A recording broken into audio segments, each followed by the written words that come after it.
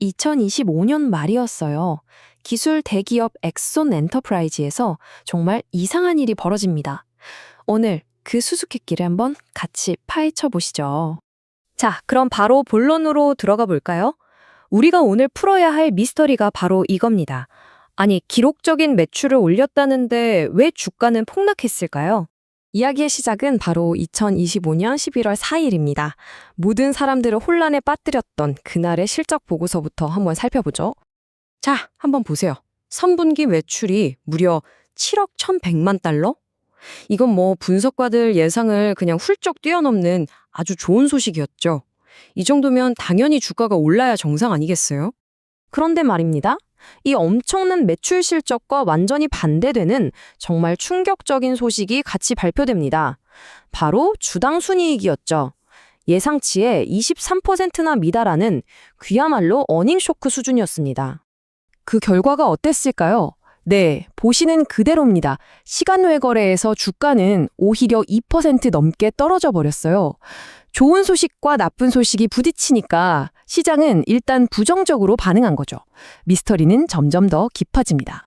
그런데 사실 이 실적 발표는 이미 들끓고 있던 불안감에 기름을 부은 격이었어요.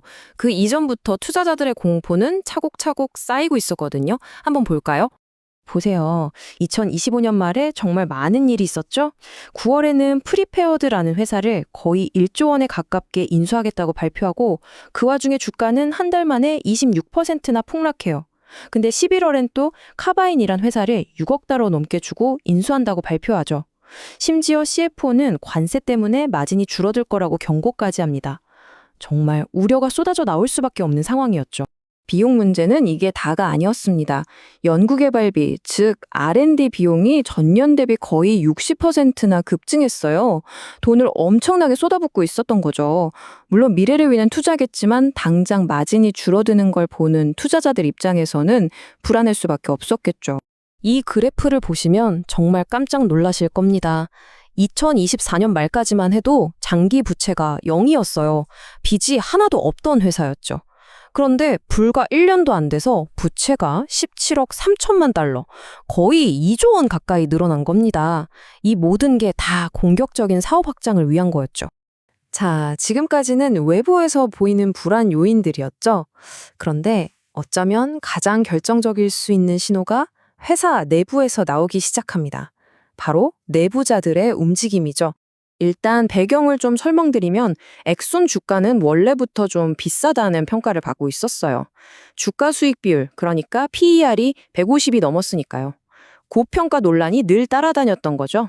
이런 상황에서 월가의 분석가들도 움직이기 시작합니다. UBS 그룹 같은 대형 투자은행이 목표 주가를 840달러에서 610달러로 확 깎아내린 거예요. 이건 시장에 정말 안 좋은 신호를 준 거죠. 그리고 가장 결정적인 한 방이 나옵니다.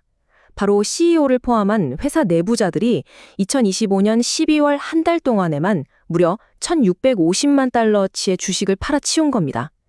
아니, 회사를 가장 잘 아는 사람들이 자기 주식을 판다? 이건 투자자들 입장에서 뭔가 있나 하고 의심할 수밖에 없는 아주 강력한 신호였죠. 자, 여기까지 들으면 엑소는 정말 위험하구나 생각하실 수밖에 없겠죠? 그런데 정말 이상한 건 월스트리트의 전반적인 분위기는 완전히 달랐다는 겁니다.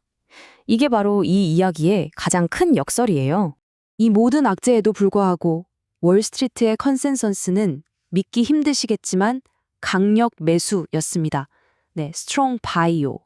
심지어 분석가들이 내놓은 12개월 평균 목표 주가를 보면 현재 주가보다 34%나 더 오를 수 있다고 본 거예요.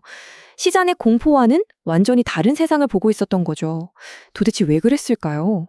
자, 이제 퍼즐 조각들이 다 나왔습니다. 한쪽에서는 폭락을 걱정하고 다른 한쪽에서는 엄청난 상승을 기대하고 어떻게 이렇게 상반된 두 이야기가 동시에 존재할 수 있었을까요? 지금부터 그 속을 한번 들여다보죠. 월스트리트가 강력 매수를 외친 이유는 바로 이 펀더멘털에 있었습니다. 단기적인 소음이 아니라 회사의 핵심 체력에 집중한 거죠. 보세요. 연간 반복 매출, 즉 ARR이 13억 달러를 돌파했는데 성장률이 41%에 달해요.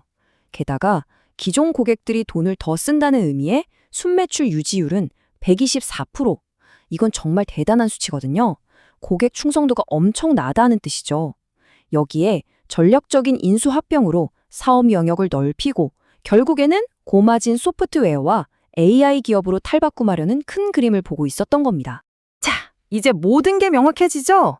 엔엑손을 둘러싼 이 수수께끼는 결국 관점의 차이였습니다. 시장, 그러니까 단기 투자자들은 눈앞의 위험, 즉 관세, 부채 증가, 과도한 지출, 내두자 매도 같은 것들에 집중했어요. 하지만 분석가들, 즉 장기 투자자들은 그 너머를 본 거죠. 소프트웨어 기업으로의 전환, 탄탄한 반복 매출, AI 생태계 구축, 그리고 압도적인 시장 지배력이라는 장기적인 비전에 베팅을 한 겁니다. 그래서 여러분께 마지막으로 이 질문을 던져봅니다. 여러분이 보시기에 엑소는 비주로 쌓아올린 위험한 도박처럼 보이시나요? 아니면 공공안전의 미래를 만들어가는 지금이 바로 절호의 매수 기회인 선구적인 기업으로 보이시나요? 판단은 여러분의 몫입니다.